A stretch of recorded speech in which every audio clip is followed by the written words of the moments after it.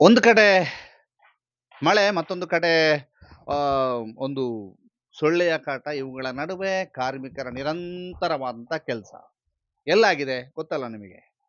ಎಲ್ಲರೂ ಕೂಡ ವಿಶ್ವದಾದ್ಯಂತ ಪ್ರಸಾರ ಆಗಿರ್ತಕ್ಕಂತಹ SITಯ ತನಿಖೆ, ನೇತ್ರಾವತಿಯಲ್ಲಿ ನಡೆದಂಥ SITಯ ತನಿಖೆಯಲ್ಲಿ ಭಾಗವಹಿಸಿದಂತಹ ಕಾರ್ಮಿಕರಿಗೆ ಸಂಬಳ ಆಗಿಲ್ಲ ಅನ್ನುವಂಥದ್ದು. ಕಾರ್ಮಿಕರ ಒಂದು ಲೀಡರ್ ಅಂದ್ರೆ ಆ ಒಂದು ಅವತ್ತು ಎಲ್ಲ ದಿನ ಕೆಲಸಕ್ಕೆ ಸದಾನಂದ ಪೂಜಾರಿ ಕುಕ್ಕೇಡಿ ಅವರ ಕಾರ್ಮಿಕರನ್ನ ಬಳಸಿಕೊಳ್ಳಲಾಗಿತ್ತು. ಇದೀಗ ಅವ್ರು ನಮ್ಮ ಜೊತೆಗೆ ನೇರ ಸಂಪರ್ಕದಲ್ಲಿ ಅಂದ್ರೆ ನಮ್ಮ ಜೊತೆಗೆ ಇದ್ದಾರೆ. ಸದಾನಂದ ಅವರೇ, ನೀವು ಎಷ್ಟು ದಿನ ಅಲ್ಲಿ ಕೆಲಸ ಮಾಡಿದ್ರಿ? ಎಷ್ಟು ಜನ ಕೆಲಸ ಮಾಡಿದ್ರಿ? ನಾವು ಡೈಲಿ 10 ಜನ, ಮತ್ತೆ ಗಾಡಿ ನಮ್ದೇ ಸ್ವಂತ. 10 ಜನ ಡೈಲಿ ಹೋಗ್ತಾ ಇದ್ದೇವೆ. ಒಂದು 17 ದಿವಸ ಹೋಗಿ ನಾವು ಅಲ್ಲಿ ಕೆಲಸ ಮಾಡಿದ್ದೇವೆ. ಎಷ್ಟು ಹಣ ಬರಬೇಕು? ನಮ್ಮ ಇದರಲ್ಲಿ ಕಡಿಮೆ ಅಂದ್ರೆ 1,00,000, ಒಂದು 6-7 ಸಾವಿರ ತನಕ ನಮಗೆ ಬರ್ಲಿಕ್ಕೆ ಬಾಕಿ ಉಂಟು ಅಲ್ಲಿಂದ. 1,00,000? ಒಂದು 6-7 ಸಾವಿರ ತನಕ. ಈಗ ನಿಮ್ಮ ಕಾರ್ಮಿಕರಿಗೆ ಎಂತ ಉತ್ತರ ಕೊಡ್ತೀರಿ? ನಮ್ಮ ಕಾರ್ಮಿಕರಿಗೆ ಉತ್ತರ ಏನು ಕೊಡುವುದು? ನಮ್ಮ ಕೈಯಿಂದ ಆದಷ್ಟು ಅವರಿಗೆ ಕೊಟ್ಟಿದ್ದೇವೆ, ಆದರೆ ನಮಗೆ ಬರಲಿಲ್ಲ ಅಷ್ಟೇ. ನಮ್ಮ ಕಾರ್ಮಿಕರಿಗೆ ಬಾಕಿ ಮಾಡ್ಲಿಕ್ಕೆ ಆಗ್ತದ? ನಮಗೆ ಕಾರ್ಮಿಕರು ಮುಖ್ಯ. ಅವರ ಸಂಬಳ ನಾವು ಇಟ್ಟುಕೊಂಡರೆ ನಾಳೆ ಜನ ಇಲ್ಲ ಅಂತ ಆಗ್ತದೆ. ಅದಕ್ಕೆ ನಮ್ಮ ಕೈಯಿಂದ ಆದಷ್ಟು ಅವರ ಸಂಬಳ ಕೊಟ್ಟಿದ್ದೇವೆ, ಆದರೆ ನಮಗೆ ಬರಲಿಲ್ಲ ಅಷ್ಟೇ. ಅವತ್ತು ಅಧಿಕಾರಿಗಳು ಎಲ್ಲ ಸುತ್ತಮುತ್ತ ಜನ ಬಹಳಷ್ಟು ಪ್ರೆಷರು ಹೇಗಿತ್ತು?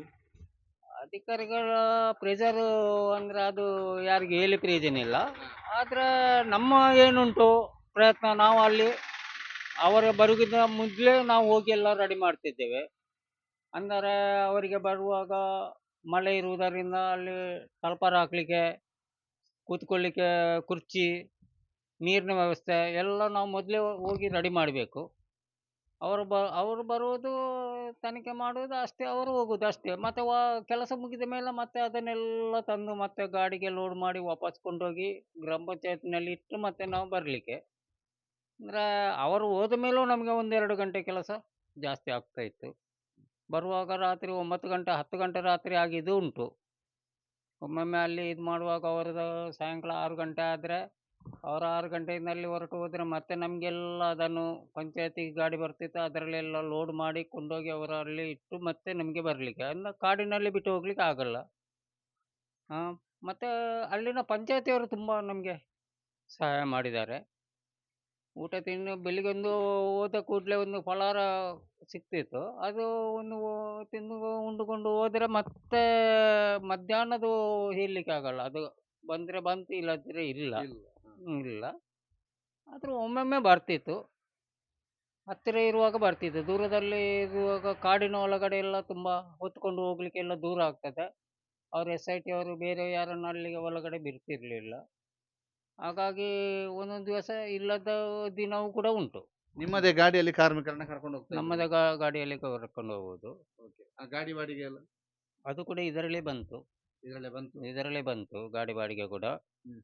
ಅದು ಯಾವುದು ಒಟ್ಟಿಗೆ ಲೆಕ್ಕ ಹಾಕಿ ಕೊಟ್ಟಿದ್ದೇವೆ ಅಲ್ಲಿಗೆ, ಅಲ್ಲಿ ಅವರ ಹತ್ರ ಕೊಟ್ಟಿದ್ದೇವೆ ಗ್ರಾಮ ಪಂಚಾಯತಿನಲ್ಲಿ. 1-2-3 ಸಾರಿ ನಾನು ಕೂಡ ಹೋಗಿ ಬಂದಿದ್ದೇನೆ ಅಲ್ಲಿಗೆ ಗ್ರಾಮ ಪಂಚಾಯತಿಗೆ.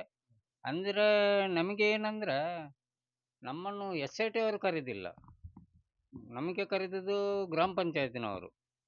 ಅವರ ಮುಖಾಂತರ ನಾವು ಹೋಗಿ ಕೆಲಸ ಮಾಡಿದ್ದು. ಮತ್ತೆ SITನವರಾಗಲಿ ಅಲ್ಲ ಧರ್ಮಸ್ಥಳದ ಪರವಾಗಿ ನಾವು ಹೋಗಿ ಕೆಲಸ ಮಾಡಲಿಲ್ಲ. ನಮಗೆ ಅಲ್ಲಿದು ಪಂಚಾಯತಿನವರು ಕರೆದಿದ್ರು ಅಂದರೆ ನಾವು ಹೋಗಿ ಮಾಡಿದ್ದೇವೆ. ನಾವು ಎಲ್ಲ ಇಲಾಖೆಯವರದ್ದು ಕೆಲಸ ಮಾಡಿಕೊಡ್ತೇವೆ. ಅರಣ್ಯ ಇಲಾಖೆಯವರು ಕರೆದರೆ ಅಲ್ಲಿಗೂ ಹೋಗ್ತೇವೆ, ಪೊಲೀಸ್ನವರು ಕರೆದರೆ ಅಲ್ಲಿಗೂ ಹೋಗಿ ಮಾಡ್ತೇವೆ. ಈಗ ಇಲ್ಲಿ ವೇಣೂರಿನಲ್ಲಿ ಪೊಲೀಸ್ ಸ್ಟೇಷನ್ನಲ್ಲಿ ಕೆಲಸ ಇದ್ದರೆ ನಮಗೆ ಕರೀತಾರೆ, ಹೋಗಿ ಮಾಡ್ತೇವೆ. ಗ್ರಾಮ ಪಂಚಾಯತಿದು ಇಲ್ಲಿ ತುಂಬ ಕೆಲಸ ಸಿಗ್ತಾ ಉಂಟು. ಹಾಗೆ ಅವರು ಕೂಡ ಗ್ರಾಮ ಪಂಚಾಯತಿನವರು, ಅವರ ಮುಖಾಂತರ ನಾವು ಹೋಗಿ ಮಾಡಿದ ಕೆಲಸ. ಆದರೆ ಪೇಮೆಂಟ್ ಸ್ವಲ್ಪ ತಡವಾಗಿದೆ. ಮತ್ತು ನಮ್ಮನ್ನೊಮ್ಮೆ ಕರೆದರು ಅಲ್ಲಿಗೆ SITನವರು. ಬೆಳ್ತಂಗಡಿಗೆ ಹೋಗಿದ್ದೆ ನಾನು ಠಾಣೆಗೆ, SIT ಠಾಣೆಗೆ ಹೋಗಿದ್ದೆ. ಹೋಗುವಾಗ ಒಂದು 2-3 ಸಾರಿ ನನಗೆ ಫೋನ್ ಮಾಡಿದರು, ಒಮ್ಮೆ ಬಂದು ನೀವು ಸ್ಟೇಟ್ಮೆಂಟ್ ಕೊಡಬೇಕಂತ, ಕೋರ್ಟಿಗೆ ಚಾರ್ಜ್ ಶೀಟ್ ಹಾಕ್ಲಿಕ್ಕೆ ಉಂಟು, ನಿಮ್ಮದೊಂದು ಇದಾಗಬೇಕಂತ. ನಾನು ಬರುವುದಿಲ್ಲ ಅಂತವೇ ಹೇಳಿದ್ದೇನೆ ಅವರಿಗೆ. ಯಾಕೆಂದರೆ ನಮಗೆ ಅದಕ್ಕೆ ಇದಕ್ಕೆ ಸಂಬಂಧ ಇಲ್ಲ, ನಾವು ಕೆಲಸ ಮಾಡಲಿಕ್ಕೆ ಬಂದಿದ್ದು, ನಮ್ಮದು ಕೆಲಸ ಆಗಿದೆ. ಇನ್ನು ಮೇಲೆ ನಮ್ಮನ್ನು ಅದರಲ್ಲಿ ಇದು ಮಾಡೋದು ಬೇಡ ಅಂತ. ಇಲ್ಲ, ಅದು ಕೋರ್ಟಿಗೆ ಆಗುವ ನಿಮ್ಮ ದಾಖಲೆ ಮುಖ್ಯ, ಅದೇ ನೀವು ಬರಲೇಬೇಕು, ನೀವು ಹೇಳಿಕೆ ಕೊಡಲೇಬೇಕು ಅಂತ ಹೇಳಿದರು.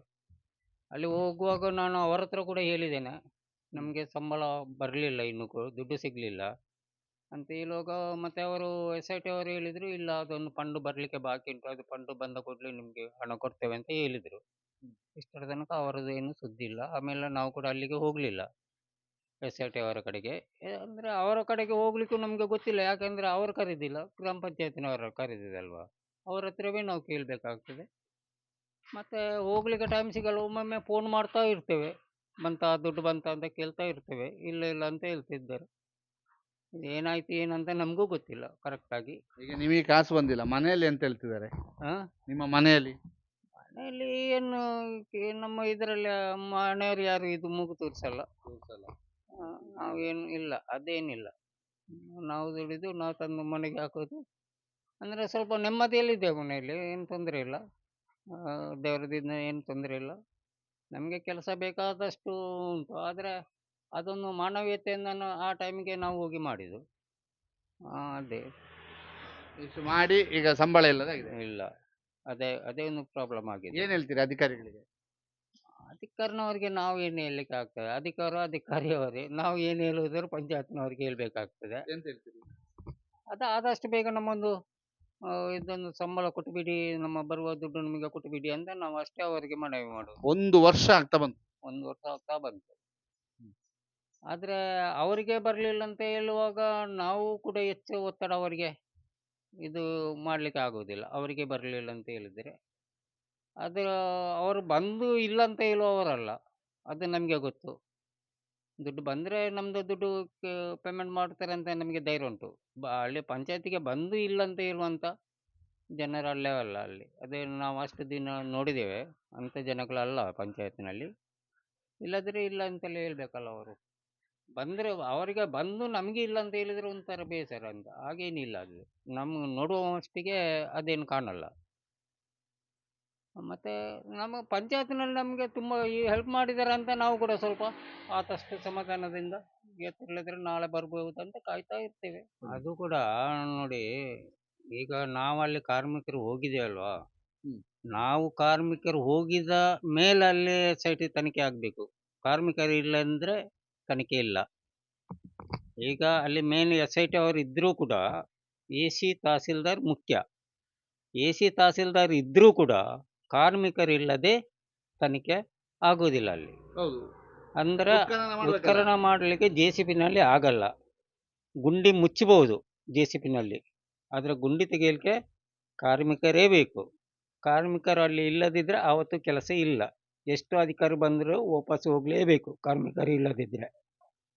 ಅಂಥ ಪರಿಸ್ಥಿತಿಯಲ್ಲಿ ಆ ಮಳೆಗಾಲದಲ್ಲಿ, ಅದು ಸೊಳ್ಳೆ ಮಧ್ಯದಲ್ಲಿ, ಕಾಡಂದರೆ ಸೊಳ್ಳೆದು ಕಾಟ ಜಾಸ್ತಿ. ಇಷ್ಟೆಲ್ಲ ನಾವು ಮಾಡಿ ನಮಗೆ ಸಂಬಳ ಬರಲಿಲ್ಲ ಅಂದರೆ ಸ್ವಲ್ಪ ಬೇಜಾರಿನ ಕೆಲಸ ಅಂತ ನಾವು ಹೇಳೋದು.